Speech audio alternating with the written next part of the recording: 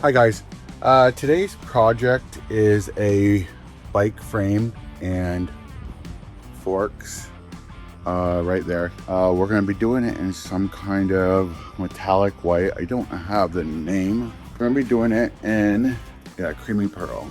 So we're going to do this. We're going to go through the steps. We have been mobile blasting a lot. I have a couple videos. We just did 100-year-old newspaper building that has been converted a couple times into different things. Blasting brick, it got bad. Fortunately, we went down and we forgot to get the Radex filter for our blasting gear. So we had no PPE and it sucked ass, let me tell you. You'll notice by the video. I'd also like to touch on just a couple little things. Of course, you guys know there's a lot of haters out there in the internet realm world, and we like to just say right along, everything we do isn't for everybody. We do things that work for us. We have awesome reviews. We have customers coming back.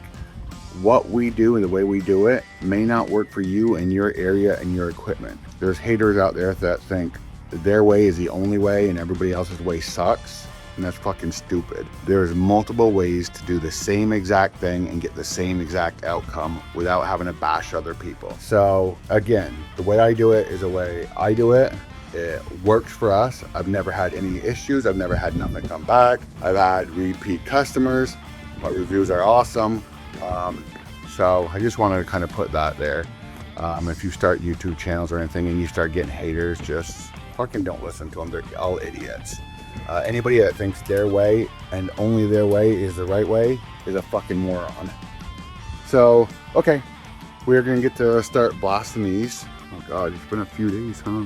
We're gonna get to blasting these. We'll powder coat it. We'll follow along, and then I will put out in a little while that blasting that brick building down in Brattleboro. Only thing with that, it was a long day. We were there from 8 in the morning. There's 3 hours there.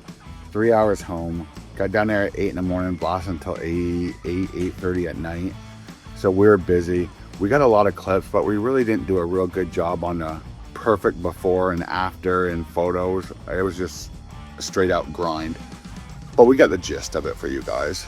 We do have a little short of some of the video, but it's a very short video just to kind of show what we're doing. I think I have a couple more videos coming out. We just have not had time to do any editing on them.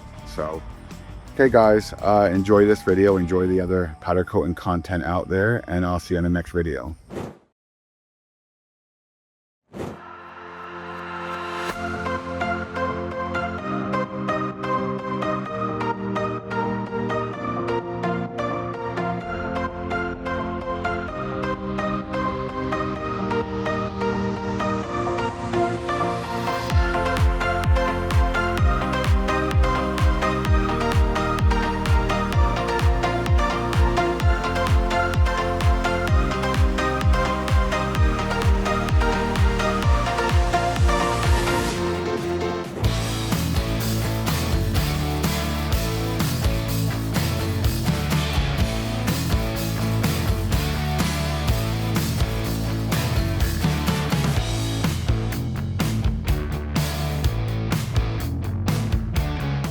Okay, they are blasted. The forks and the frame. So what we're going to go through, we're going to cover this up with tape, as you guys know, just so we don't fill in the grooves. Also remember, on any projects, placement is very important because you can leave a void. If I put it somewhere else, wherever this is touching, we'll leave a little Faraday cage and a void. So I have this kind of wedged in like this, so it's not touching anywhere. I should be able to be fine with powder. Same with this. If anything, it'll leave a slight, oh, you just can't see. It will leave a very, very slight void right there as it's coming out. But there'll be a bolt here, so that won't matter anyways. So we'll be taping up that, and then we'll continue.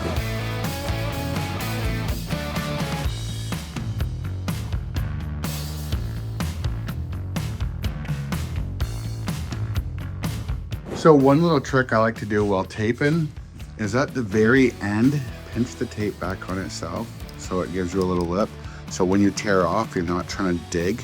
Trust me, after you do it a while, you'll realize that's a lifesaver. So then all I have to do is just grab this and it peels right off. Okay guys, so we're using cream pearl.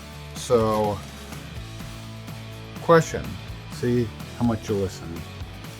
With metallics, why do you have to put a clear coat on top? I mention it in a lot of my videos, and without going back and watching any of the videos, what is the reason when you do any metallics, whether the customer wants it or not, you have to convince them into it? Why do you need to put a clear coat? It doesn't have to be clear vision, it can be any clear coat over a metallic color. What's the reason? Put it down in the description. Don't cheat, just I'm interested. Don't go back watching a video or look at anybody else's answer. Just put in. If you're wrong, not a big deal. I'm just a little curious. So there is one reason when somebody says they want a metallic or anything like that, you have to have a clear coat. Also, I'll give you an update on our mobile blasting. We use the Greener Blast Technologies GB350. I'll put a link up here of their YouTube channel. Go check it out. Subscribe to them. They'll start putting up more content, I'm sure. Great system. So far we have done everything from metal. We've done log cabins. We have done brick buildings. We have done, I think that's about it at this point that we have done. So we picked up on it. It seemed kind of confusing in the very beginning, but within one day of using it without any assistance. Yeah, check out their system. If you're ever thinking about getting a mobile blasting system, I highly recommend. Don't go where the advertising is stronger, if you know what I mean. So if you don't, I'll explain it. There's a company out there that is strong advertising. They have their shit everywhere and everybody knows their brand name. With mobile blasting, we have not really had much time for powder coating. As you guys see in the videos, we still do our powder coating with our customers, but we let them know that the turnaround is a little longer than normal. Highly recommend them. Go check them out. I already showed you guys the link. I'll actually put a link up here is when we first got the system and they brought it up for us. Yeah, maybe I'll put the link also for when we went down and started building a trailer. Okay, so let's get back to this bike. We'll see you when we're powder coating. Right now we are at we've already blasted. We're kicking the air hose, blew them down, went in all the cylinders here, or the frame tubing, just because dirt gets stuck in there. So we took a while. You're blowing it, you turn it upside down and all that. So now we're about ready to powder coat. I'm gonna use a KK HD, easy project. I only get the reaper out on things that I think I might struggle on, just because the longer hose, the only difference really is that the longer hoses and stuff, it takes a few more minutes, where this is like stupid quick. So that machine will do way better than this one. But I'm gonna do it dry on this. I like to try to do pearls dry. So we'll dry coat this, we'll put it in the oven, we'll let it full out. A lot of people don't do this, but this is like my way of doing it. Is I learned in the very beginning, powder coated something, I looked over it looked perfect, say a black, looked perfect, put it in the oven, got it, cured it, brought it out, you know, then picked it up and then turning it over, and I'm noticing like, oh, I missed this, I missed that, you know, on the bottom where you really can't see, it's hard. So we got in the habit of, after fallout, pulling it out and doing a light coat over everything. Since we've done that, we have had that many times that we have had an error. Okay, enough with that. So right now we are gonna hold it down. We used to go through and wipe it down, then use MAP gas over it. You can do that still. The reason we use a MAP gas is just the lint that the towel leaves. It's supposed to be a lint-free towel, and it's not a lint-free towel. So then we use MAP gas. Now what we do is we spray it down with pre-prep from Eastwood, and then we hose it off. Okay, so we are going to be cleaning it. This is what we're using now. Eastwood stopped making the original paint pre-prep that we love. Most of the time when it says environmentally safe, it's not as good. So whatever. They stopped making the good stuff. They put this out. Since I had no issues with the original, I'm just using this. Okay.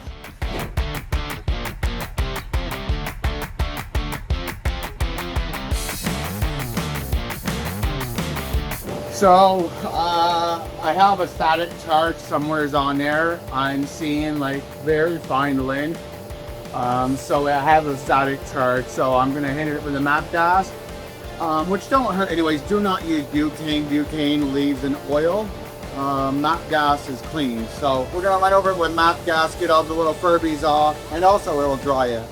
So let's just make sure it's 100% dry. So if we're not gonna hot walk it, well, we're gonna try not to hot walk it. We'll see how well this machine does.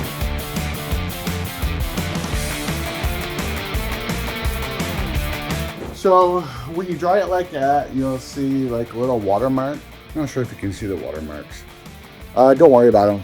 Basically, it's just like water drying. When you're drying a liquid, you're gonna get that mark, the dry line. So it's nothing that you have to make sure it's cleaned off or anything like that. Just leave it alone. After you do that, do not touch it with your hands. Okay, next part will be the actual powder coating.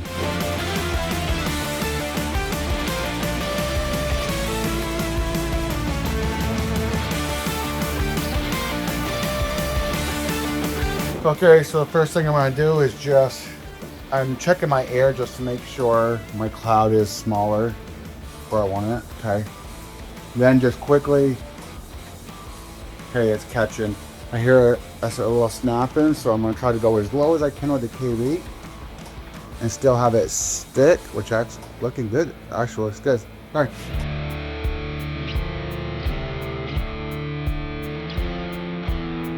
The only issue with turning your KV down is your tight spots where I can see them right now. I just don't know how they're gonna hold up.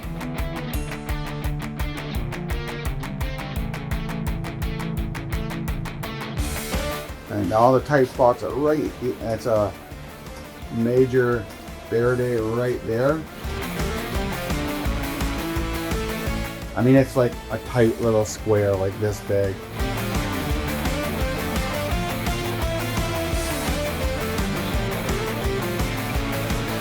I forgot is, so we have to get, okay, let's clean that on. Perfect. Okay, so what I need to do is prep them, and we prep them with screws.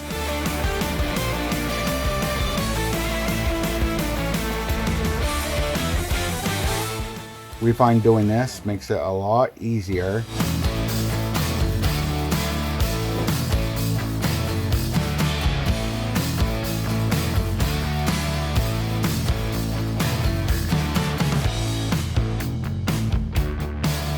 Okay, I think we are done this one.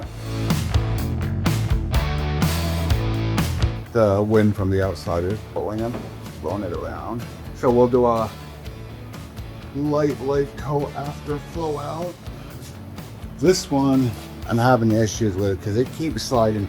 If it slides and touches that side, then it's gonna have a dead spot there. I need it to stay just like that the whole time. Maybe I'll just hold it. So when do you take off the tape? You do not take off the tape at the very end after cure. Do it after flow out. Otherwise, you're gonna have a ridge here. If you do it after flow out, that ridge will disappear.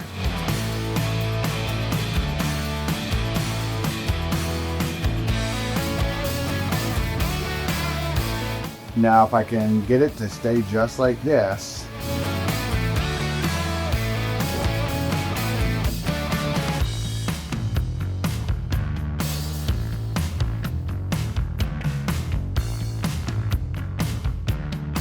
so we'll let them go through flow out. As soon as they come out, we'll look them over with a light.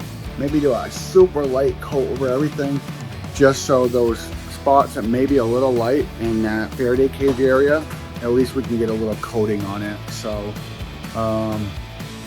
Okay, so we got it out. Now we're just looking it over for any kind of, oh, I like this color.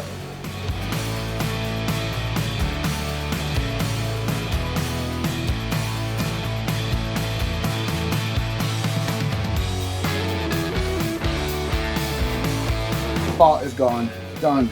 So we'll put it into flow out. And right now what we'll do is we'll put it in for flow out and we'll get the system set over. Take it out and we'll clear coat it.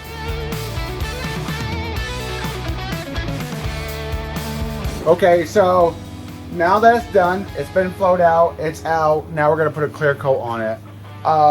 What I like to do with clear coat, especially if I'm gonna have to turn a KV up because of these Faraday areas, we start to, if I get close to getting those with the clear coat, we're gonna get fish eyes or any of those, whatever you call them, spider webs, fish eyes.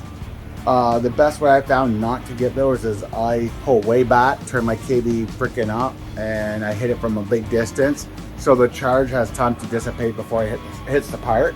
And I have not had an issue yet, so we'll be doing that today.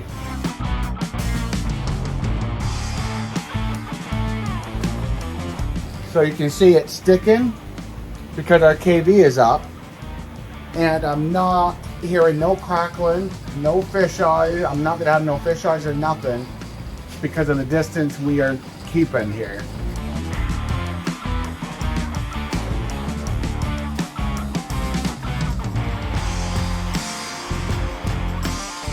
Perfect.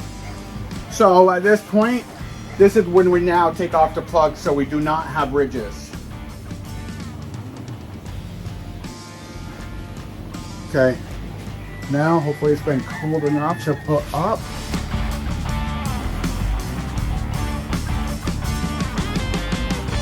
And we're back to the small one, same idea, distance.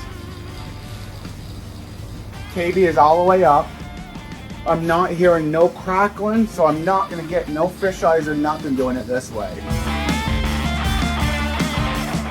Yes, you use a little bit more powder, but to me, would you rather use a little bit more powder and not have the issue, or have the issue and try to figure out how to work? Okay, earlier we talked about the tape and why I did this little tab on it, and it's purposely because of this right here. Now I'm not having to figure out where it is. We take it off now, that way that ridge right there will blend and melt instead of having a hard ridge. So these are going to go in 375, 18 minutes, and they will be done for the customer.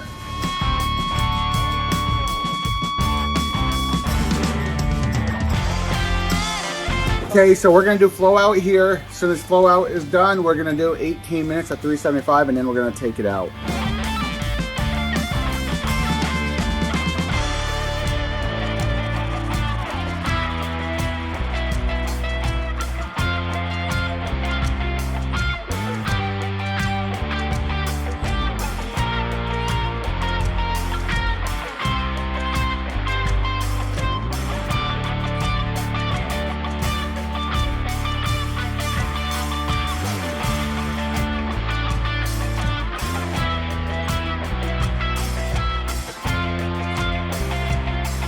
Hey guys, so we just ended up finishing up. So it is right there, creamy pearl. It looks awesome. I used our little light, that's the sunlight effect or whatever, and it looks pretty cool. So I know the customer is going to be happy as hell with this. So okay, we'll see you on the next video. I think the next one may be a blasting video. I'm not 100% sure.